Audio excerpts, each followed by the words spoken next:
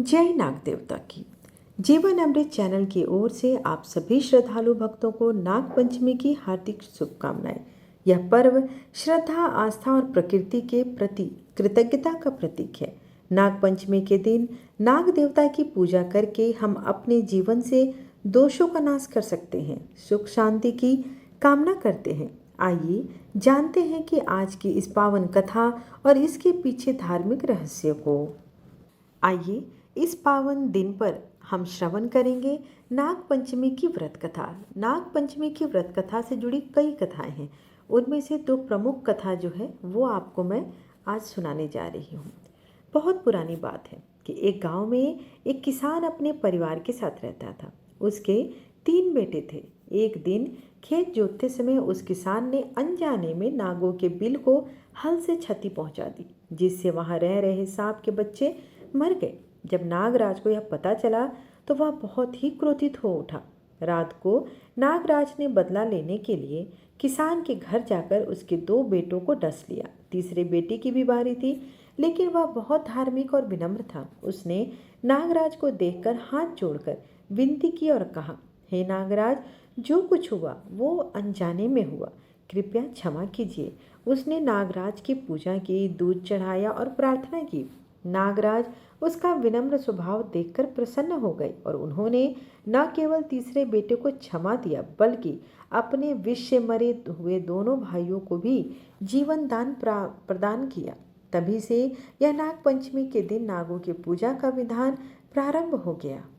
प्राचीन काल में एक सेठ जी थे, जिनके 7 पुत्र थे। सातों के विवाह हो चुके थे। सबसे छोटे पुत्र की पत्नी श्रेष्ठ चरित्र की विदुषी और सुशील थी, परंतु उसको कोई भाई नहीं था।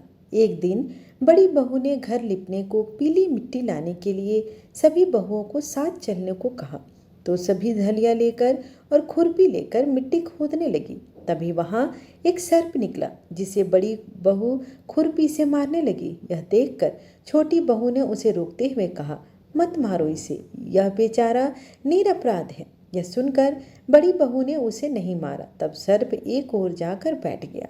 तब छोटी बहू ने उससे कहा, हम अभी लौट कर आती हैं, तुम यहाँ से मत जाना। यह कहकर वह सबके साथ मिट्टी लेकर घर चले गई। वहाँ कामकाज में फंसकर सर्प से जो वादा किया था वह उसे भूल गई।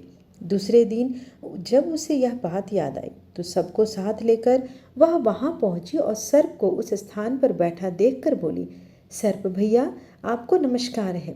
सर्प ने कहा, तू भैया कह चुकी है, इसलिए तुझे छोड़ देता हूँ, नहीं तो झूठी बात कहने के कारण तुझे अभी डस लेता। वह बोली, भैया, मुझसे भूल हो गई है, उसकी क्षमा आपसे मांगती हूँ। तब सर्प बोला, अच्छा, तो आज से मेरी बहन हुई और मैं तेरा भाई हुआ, तुझे जो मांगना हो मांग ले। वह बोली, भैया, मेरा कोई नहीं है। अच्छा हुआ जो तू मेरा भाई बन गया। कुछ दिन व्यतीत होने पर वह सर्प मनुष्य का रूप रखकर उसके घर आया और बोला कि मेरी बहन को भेज दो। सबने कहा कि इसके तो कोई भी बहन नहीं है। तो वह बोला, मैं दूर के रिश्ते से इसका भाई हूँ, बचपन में ही बाहर चला गया था। उसके विश्वास दिलाने पर घर के लोगों ने छोटी को उसके साथ भेज दिया। उसने मार्ग में बताया कि मैं वही सर्प हूँ, इसलिए तू डरना नहीं और जहाँ चलने में कठिनाई हो वहाँ मेरी पूँछ पकड़ लेना। उसने कहे अनुसार ही सब कुछ किया। इस प्रकार वह उसके घर पहुँच गई। वहाँ के धन ऐश्वर्य को देखकर वह चकित हो गई।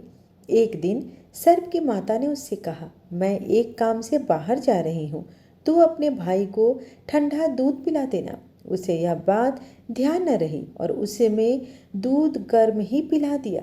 उससे उसका मुख बेतरह से चल गया। यह देखकर सर्प की माता बहुत क्रोधित हुई, परंतु सर्प के समझाने पर शांत हुई।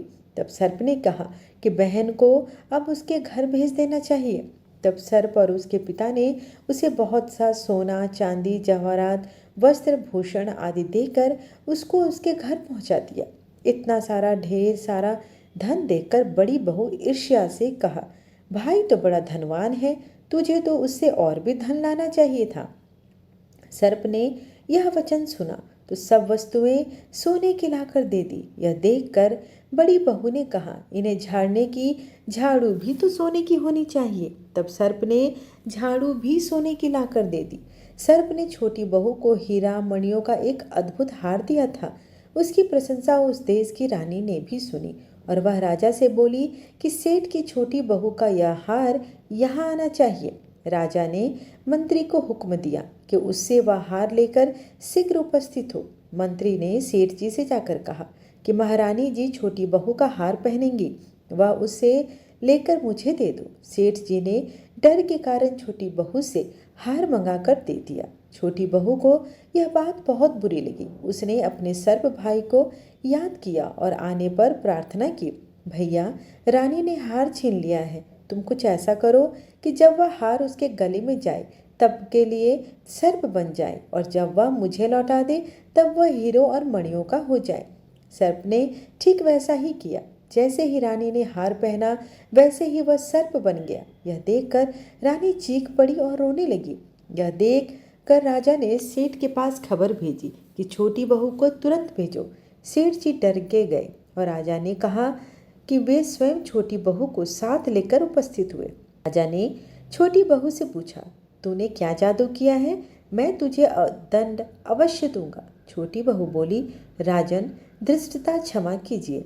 यह हार ही ऐसा है कि मेरे गले में हीरो और मणियों का रहता है और दूसरे के गले में सर्प बन जाता है। यह सुनकर राजा ने वह सर्प बना हार उसे देकर कहा, अभी पहन कर दिखाओ। छोटी बहू ने जैसे ही पहना वैसे ही हीरो मणियों का हो गया।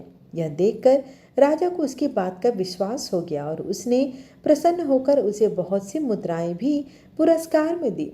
छोटी वह अपने हार और इन सहित घर लौट आई। उसके धन को देखकर बड़ी बहू ने ईर्ष्या के कारण उसके पति को सिखाया कि छोटी बहू के पास कहीं से धन आया है। यह सुनकर उसके पति ने अपनी पत्नी को बुलाकर कहा, ठीक ठीक बता कि यह धन तुझे कौन देता है। तब वह सर्प को याद करने लगी। तब उसी समय सर्प ने प्रकट होकर कहा, यदि मेरी धर्म बहन के आचरण पर संदेह प्रकट करेगा तो मैं उसे खा लूँगा। यह सुनकर छोटी बहू का पति बहुत प्रसन्न हुआ। उसने सर्प देवता का बड़ा सत्कार किया। उसी दिन से नाग पंचमी का त्यौहार मनाया जाता है और स्त्रियां सर्प को भाई मानकर उनकी पूजा अर्चना करती है। नाग देवता की पूजा से सभी कष्टों का नाश होता है और जीवन में समृद्धि आती है। आप सभी को एक बार फिर से नाग पंचमी की मंगलमयी शुभकामनाएं। अगर आपको यह कथा और जानकारी अच्छी लगी हो तो जीवन अमृत चैनल को लाइक करें, सब्सक्राइब करें और इस पावन अवसर को अपने को एक साथ जरूर साझा करें। जय नाग देवता, हर हर महादेव।